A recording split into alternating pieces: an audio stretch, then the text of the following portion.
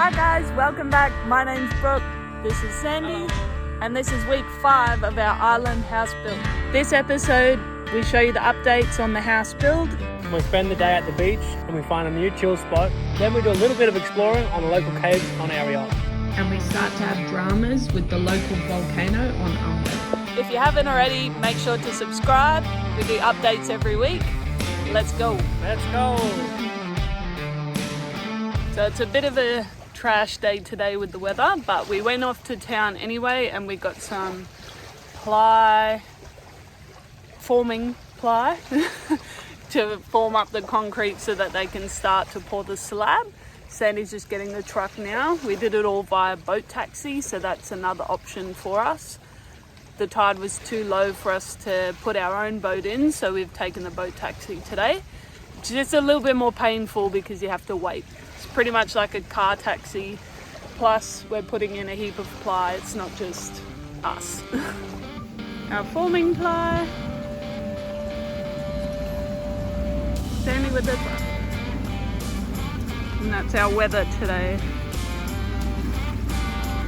You can see the rain starting to come through. But we'll load him up and give it to the boys and they can start forming it up.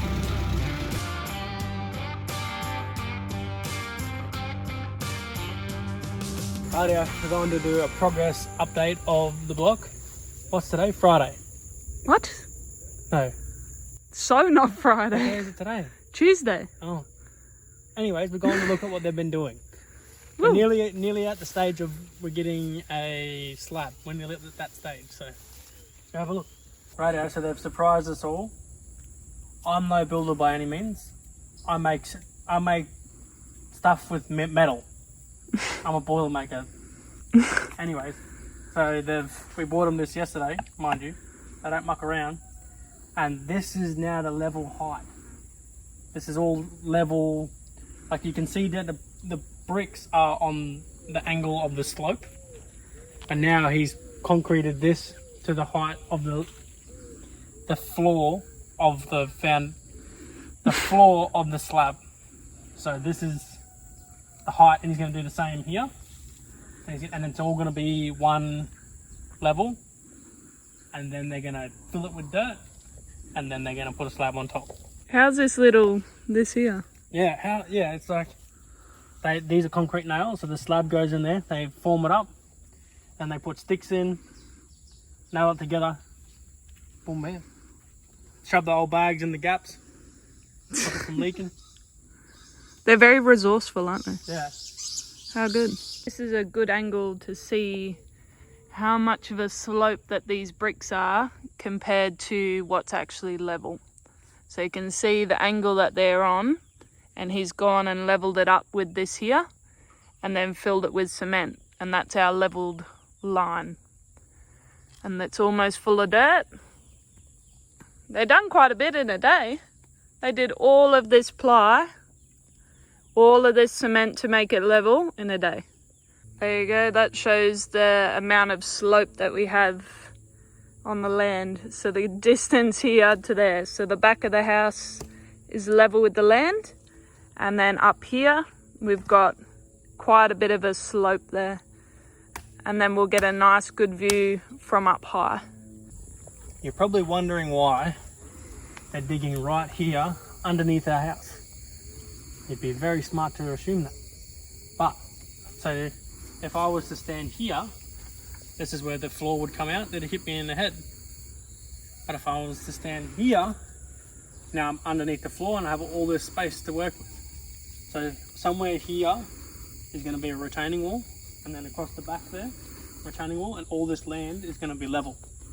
So now you've got living area above me, deck, kitchen, bathroom, and then shed, workshop, storage, motorbikes, boats, spearfishing gear, dead bodies you throw in there, and then concrete it. Okay.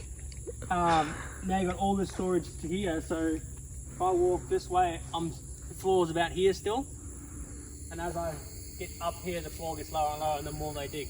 So if they can level this land out as much as possible, we have more area, more surface area. So if this can be level, Get him trying.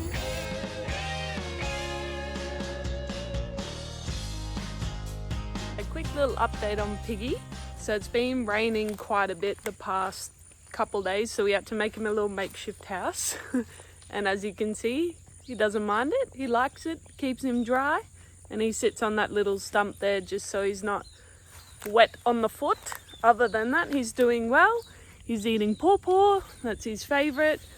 Sandy's managed to start feeding him by hand, which is exciting. So he's a pawpaw and passion fruit fan at the moment. And I think that's because he doesn't really have the teeth yet to be able to eat coconuts and all that kind of stuff. But he likes pawpaw, that's for sure. I'm trying to grow pawpaw seeds on the outside of the pen so I can like bend them over and then they grow and then they feed the pig. It's like a self-feeding pig pen.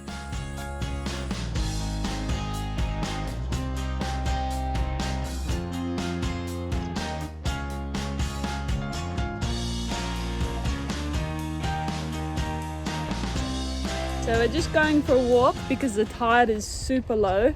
And look, we already found treasure. So this is a spider shell or a spider conch. And we're gonna see if we can find some more treasure since the tide is so low. Look at that. Yeah, look how big it is. It's stuck on my finger. That's ginormous. But it's alive. And what's the number one rule? If it's alive, we throw him back. It's got a home, we gotta leave him. Oh, he's massive, but how cool is that? We'll find a big one.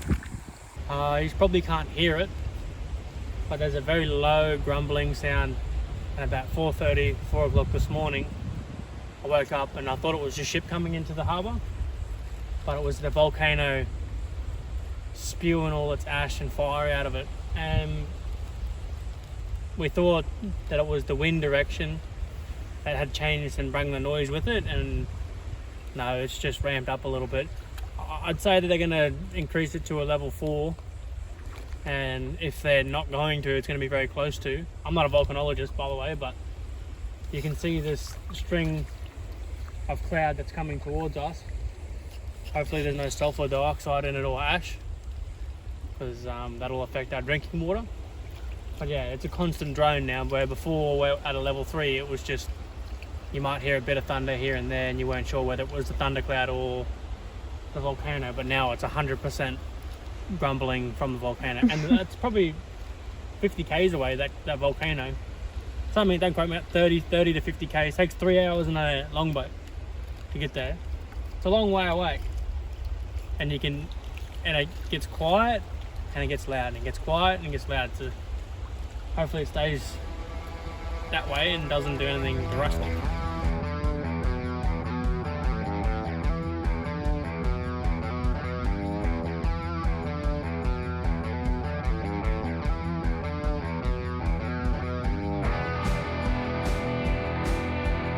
Look at that one. I don't think I've seen one like that before. It looks like yeah, look at that. Funky. Check out that one. It's spooky. It's kind of like a skeleton of one.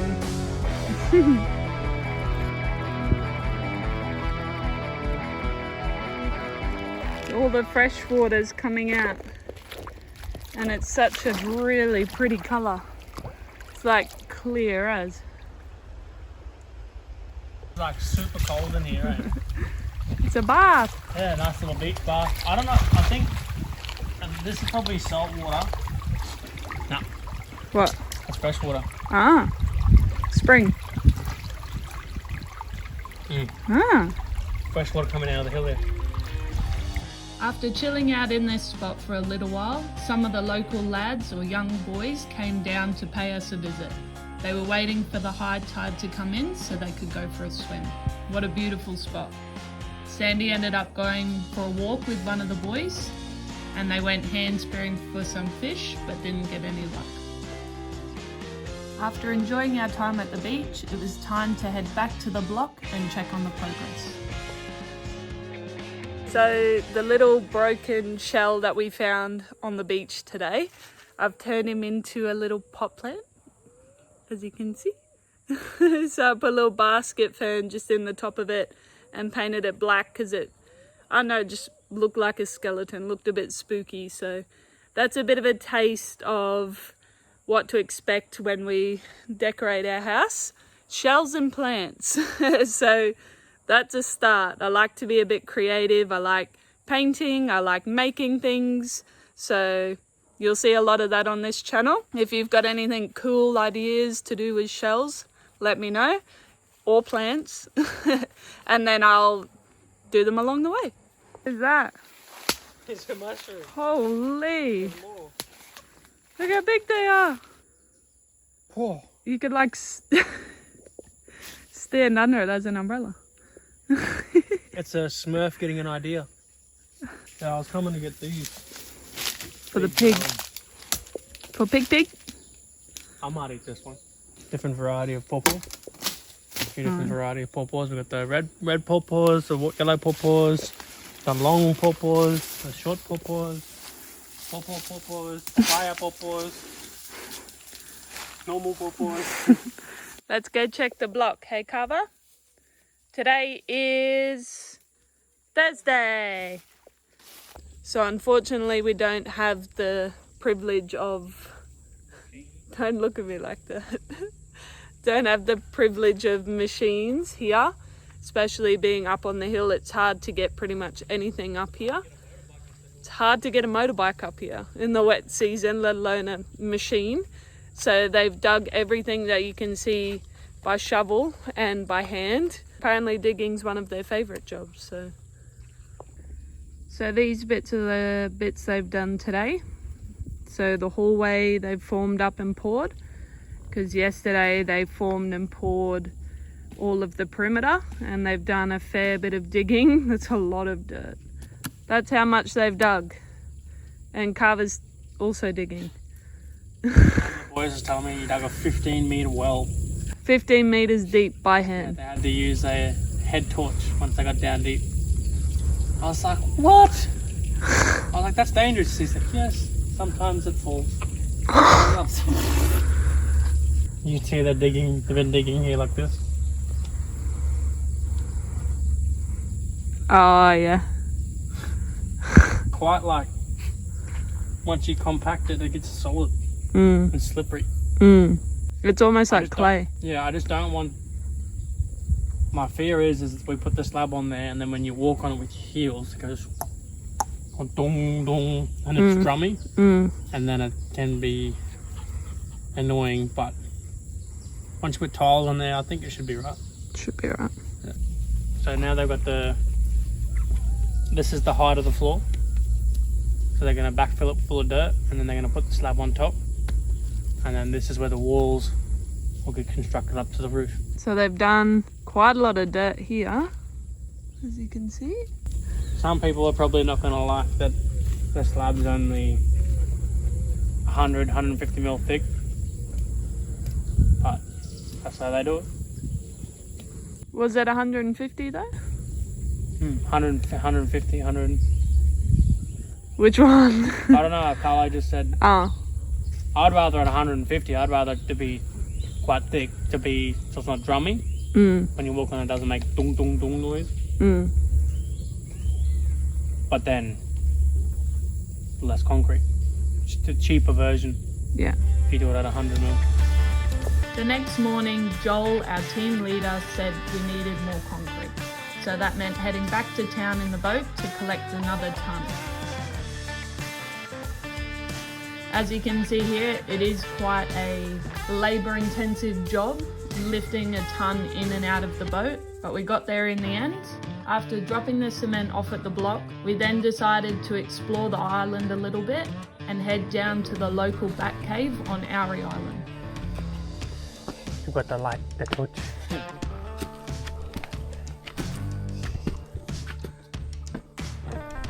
Secret bat cave. Right here, so we're just about to get into the bat cave. It's like very sort of piratey cave. It smells a little bit, but it's pretty exciting. Let's go.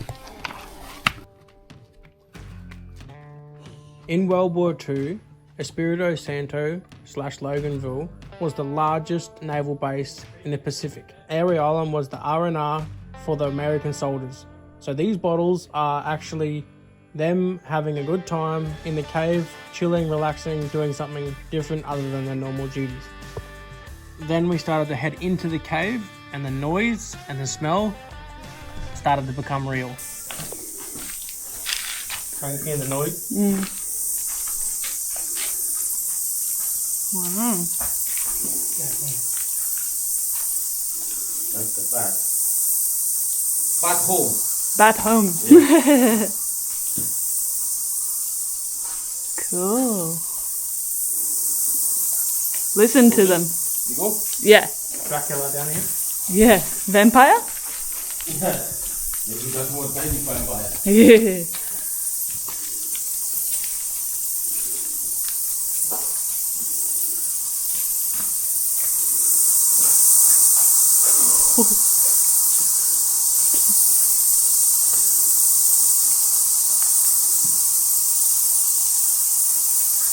Shuck. Is that you?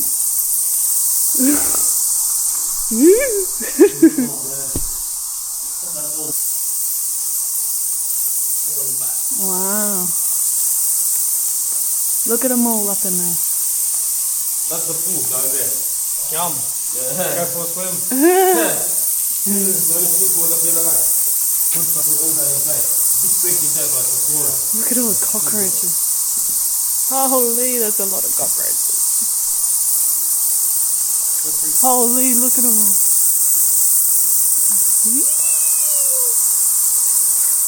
Oh, it's new, like the smell, huh? Yeah, a new smell. Yeah. Oh, that's so sloppy.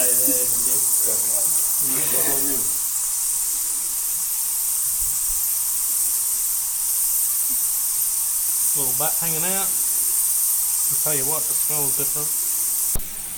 Bob, They're flying everywhere. just leave it on. Okay, just close here. You can see. Yeah. Jeepers creepers.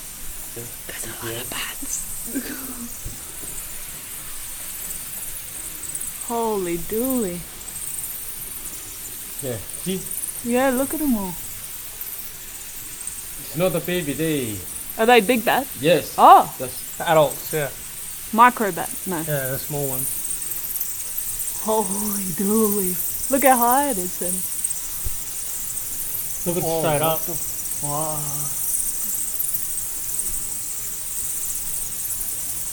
Wow.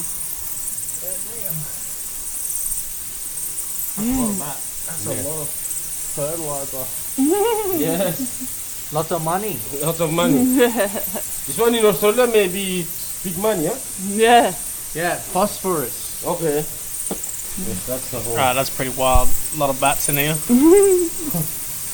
God damn. Lots of bats, lots of cockroaches, lots of poo. I think I just got shit on. Probably. You see this one? That's the fly. That's the part eating.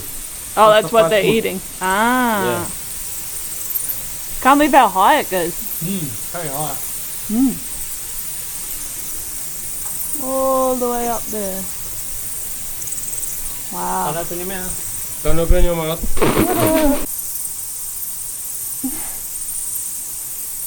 1 million bats.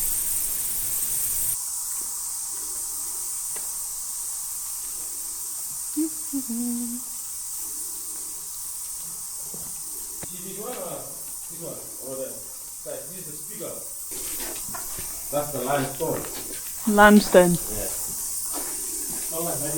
Lots of bats. Yeah, lots of bats. Poo smells like Vegemite. Lots of cockroaches. Keep your mouth shut when you go in there. Whoa. Yeah. We just finished the bat cave. That was an experience on itself. Make sure you wear some good shoes, because that was.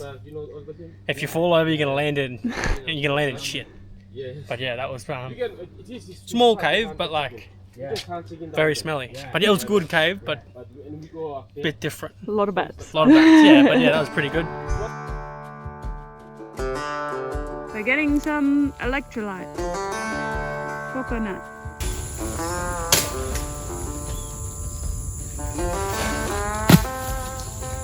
Yay!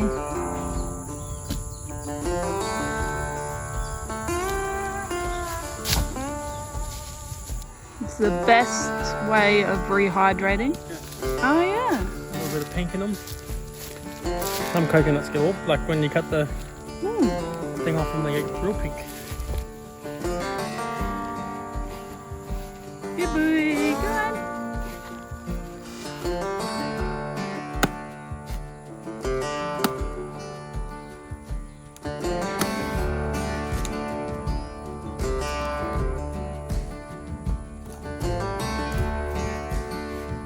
Look at that.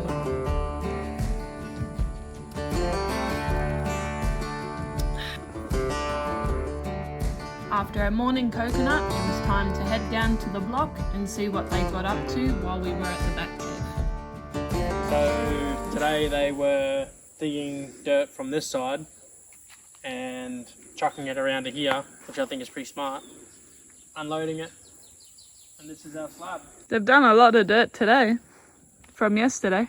Who thinks the slab's too thin? You think it's too thin? They're only going to do like 100, 150 mil. You think it'll crack? It all comes down to money, which we do not have. That's another story for later on. But they still got to fill this in and that in. That's all got to be concreted.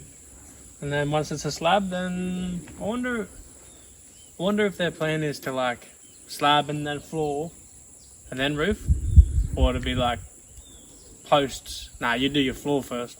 Do all the floors and then the roof. But we need to come up with our posts soon, where we want big natural posts. What? 2, 3, 4, 5 natural posts. All in the Torah, and we gotta cut them down, scrape all the bark off, treat them, and then dig big holes. We need a crane to get them in there, which we don't, or an excavator. Or something. Or something. Not a human. Yeah, the knee vans are powerful, but not that powerful. And if you're going to walk an excavator up here, you might as well get them to do the driveway. If you're going to get them to do the driveway, there's bloody all the money going. So we've got to get creative with our... And also another spanner in the works. We're going away in 2 weeks.